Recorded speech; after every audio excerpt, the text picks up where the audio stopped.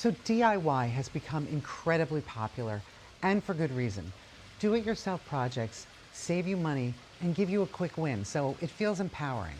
And most of the time it looks fine when you're done. So this isn't an anti-DIY video, but there's a side of DIY that homeowners don't talk about enough. Not the obvious disasters, it's the quiet damage, the kind that doesn't show up right away, the kind you don't notice because you live with it every day, the kind that slowly chips away at the home, damages it, and ends up costing you more in the end, and can also reduce the home's value. I didn't see that coming. And stick around for the DIY projects that can actually bankrupt you. So this video is about the shortcuts that seem harmless at the time because the DIY project seemed good enough. But here's the problem. Houses don't respond well to good enough. A shortcut might look finished, but it often ignores how moisture moves, how weight is supported, how systems work together, and houses are patient. They don't complain right away. The first one, that happens to be one of the biggest offenders and seemingly harmless, believe it or not, is paint. What could go wrong other than some cosmetic mistakes, right? But people paint over hairline cracks, water stains, soft drywall, or old caulk that's failing. And at first, everything looks better. But paint doesn't fix movement, moisture, or structural stress. It just hides it. Months or years later, that same spot starts bubbling, cracking, or staining again, and now you're growing a mold colony or making a structural issue worse, and the repair is bigger than it ever needed to be. The next two DIY projects are really popular because they don't typically damage your home, and they're sort of fun, but they do reduce the value of your home. One of them is turning a bedroom into a giant closet. It's not that hard to install shelving and racks and cubbies, so again, you're not damaging your home, but you're losing a bedroom. And the number of bedrooms is a major factor in determining home value. So you have to really love clothes to lose one entire bedroom and handicap your home's value. Now, before I get to the next fun one, please do hit subscribe for lots of ongoing real estate advice, and feel free to ask me any direct questions in the comments below.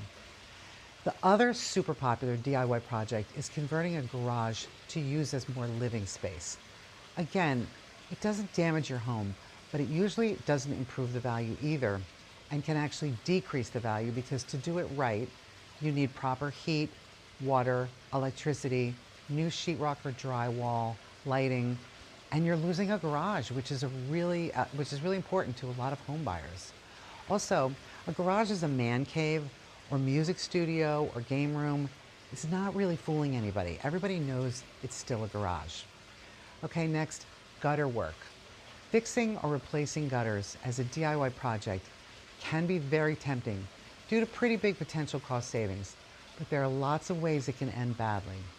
First, let me say that DIY gutter jobs can sometimes void your roof warranty because some of them require professional installation of gutters or other components. So DIY gutters might make your roof warranty worthless, but also incorrectly installed gutters can lead to leaks, causing structural damage to the roof, water overflowing and pooling around the foundation, or spillover that damages siding, all leading to expensive water damage. And gutters need to be installed on the precise correct angle for water to flow toward the downspouts. So incorrect angling can cause standing water in gutters, leading to rust or mold, and that standing water can freeze in the winter, leading to interior leaks. Next is repaving a driveway as a DIY project, and that can present several challenges because it can look terrible. You can wreck your driveway, and if you get the wrong results, you have to call in a professional anyway. First of all, to do it right, repaving often requires heavy machinery like rollers or compactors, which can be dangerous to operate without proper training. But even if you have the right equipment, some of the things that trip you up are the ground not being properly leveled and compacted, poor drainage, and bad mixture applications. So doing a sealing only is easier, but requires the right tools and application also. And in the end, we're talking about your curb appeal, and that has an enormous impact on the value of your home. Next up, DIY flooring is another area where shortcuts actually cause quiet damage. Common ones are installing flooring without proper underlayment, skipping acclimation time, floating floors that shouldn't float, uneven subfloors left uncorrected. At first, it looks fine. Then you start noticing soft spots and creaks, gaps, and buckling with seasonal changes. The thing about floors is they are actually constantly moving. Temperature, humidity, and weight all matter. Shortcuts there don't fail loudly, they fail slowly. And doing a floor it's a big job. So you don't want to get just a year or two out of a DIY floor and then you have to pull it up and do it over. So next is what I call the patient enemy.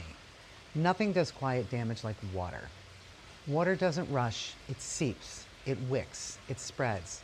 And by the time you see it, the damage has already been happening for a long time. Trim and caulk can make anything look finished, and that's exactly why they're dangerous. Caulk is often used to hide gaps caused by movement and bad alignment. DIY shortcuts in bathrooms, kitchens, laundry rooms don't usually end well, like doing tile without proper waterproofing, caulking instead of flashing, temporary fixes around windows, and especially resealing without fixing drainage. So water is not just patient, it's lazy. It finds and moves to the lowest and easiest level. So not finding and fixing the drainage problem first is a big red flag. Again, looks fine now, problems later. The next DIY project is one of the most dangerous, and that is fixing loose electrical outlets, improper junctions, jerry-rigging anything electrical, or overloaded circuits. The lights turn on, so it feels fine. But electrical issues don't announce themselves until they do. And when they do, they're in the form of a major repair, or God forbid, even a fire. So this is one area I'd steer away from always and call in a licensed and insured electrician. By the way, the same thing goes for plumbing. Electrical and plumbing issues as DIY projects really don't mix if you're not licensed to do that kind of work. Oh, and here is the way you can go bankrupt. If your DIY project causes a fire or flood, your insurance policy is probably void and that you won't be covered. So that's a worst case scenario, but it happens. So DIY isn't the enemy, shortcuts are. Before any DIY project, ask, is this a cosmetic or structural issue? Am I stopping water or just hiding it? Is the electricity safe or could it overheat and spark? Would this fix still work 5 years from now? If the answer isn't crystal clear to you, that's usually a warning sign. So homes don't punish homeowners for trying. They punish shortcuts that ignore how houses actually work. So thanks for watching my channel again, and please subscribe and join my team and get regular real estate advice, and I will see you next time.